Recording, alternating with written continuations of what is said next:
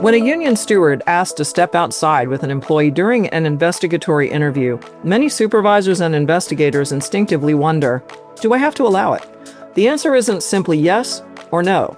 Today's episode explores how employers can honor an employee's representation rights while maintaining control of the investigation and preventing unnecessary delays. Welcome to the HR Investigations Podcast, exploring the issues, challenges, strategies, and solutions. Sponsored by RPCHR and hosted by Natalie Ivy, an HR consultant, licensed PI, and author of the best-selling book, How to Conduct Internal Investigations, a practical guide for human resource professionals.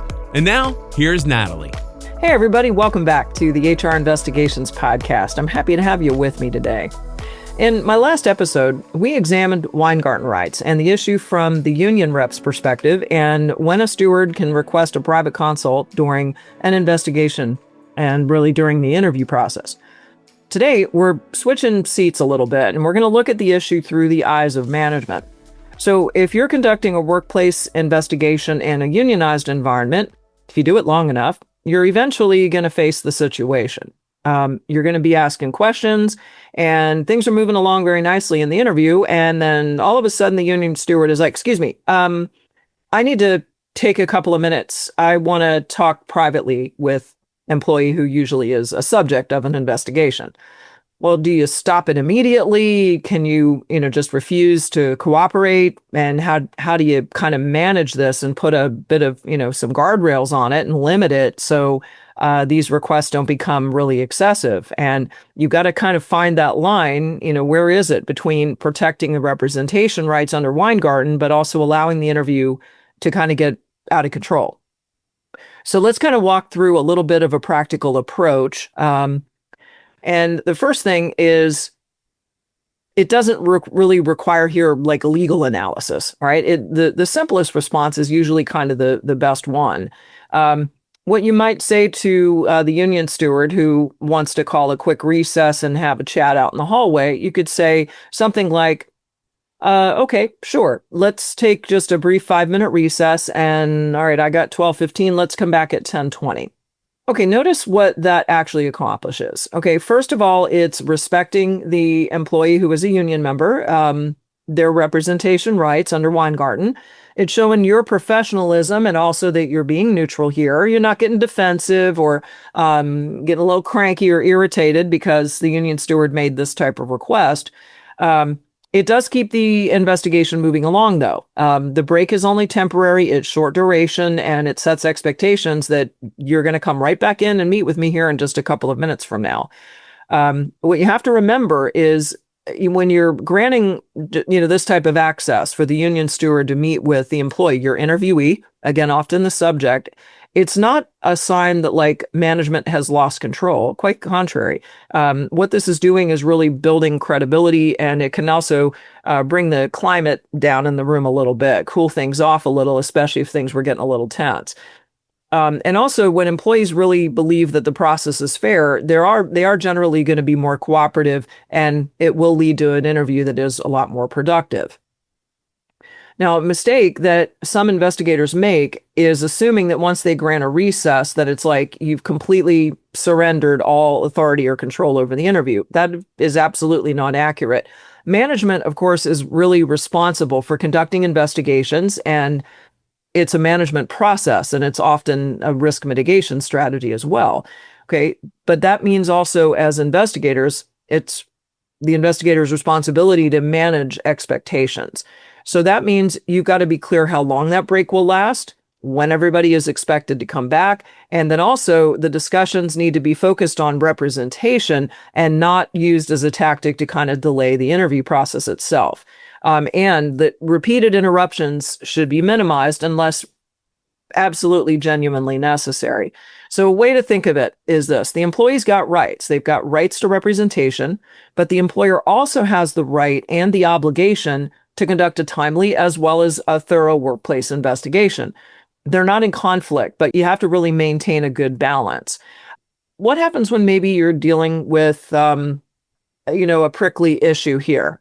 Well, some stewards are going to maybe not act necessarily appropriately. But I will tell you, the vast majority of them do. It's only when you're going to get a one-off or sometimes maybe a newly elected steward that is perhaps maybe trying to really make their case that they really are the right one that was elected by the membership. And, occasionally you get a little bit of that kind of grandstanding. But for the most part, union stewards have a job to do, and they're going to do it appropriately.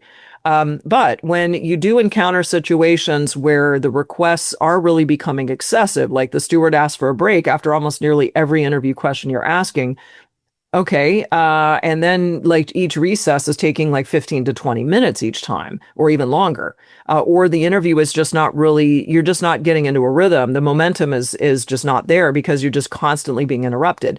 Okay, at that point, now we have a different issue, that things have changed. The question is really no longer whether the employee has the representation rights with the union steward under Weingarten. The question now is whether the rights are being exercised in a way that is interfering unnecessarily with the employer's right to conduct the interview. What you have to do as an investigator is really address the situation very calmly, professionally, and certainly you want to avoid becoming confrontational. What I would suggest is using some phrasing like this.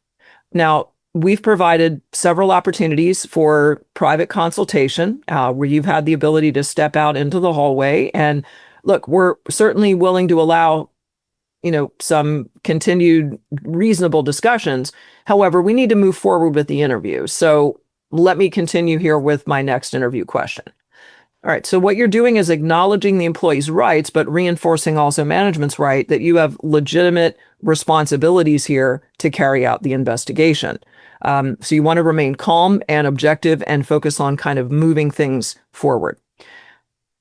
Now I want to share several mistakes that can create some really unnecessary labor relations issues.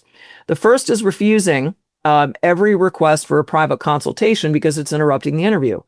You don't want to do that. That kind of really rigid approach is just going to ratchet up the conflict, and it could even expose you to some claims that the representation rights were just restricted, and that you don't want. Who wants, to get involved with the NLRB? All right. A second mistake is really treating the union steward just like they're kind of a thorn in your side, if you will, by being there and just participating. No, look, you're going to have many an interview in the future where that union steward's going to be in the room. So it's always better for you to maintain a good relationship with that steward and not one that is an adversarial one. Remember, they have a legitimate role in the interview process. They are not to sit there just like, like a little potted plant. They can't just sit there and not say anything. No, they have a right to actually participate.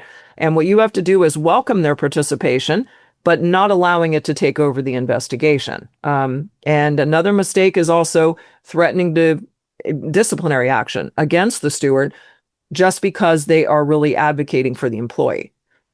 Now, if you really do have a situation where that union rep or union steward, shop steward, whatever you may call it, or union delegate, those are all interchangeable terms, but unless their conduct is really becoming kind of over the top and disruptive, all right, kind of threats of disciplinary action, they're usually going to really just create a whole lot more problems for the organization than they're worth. So what you want to do is really watch your tone.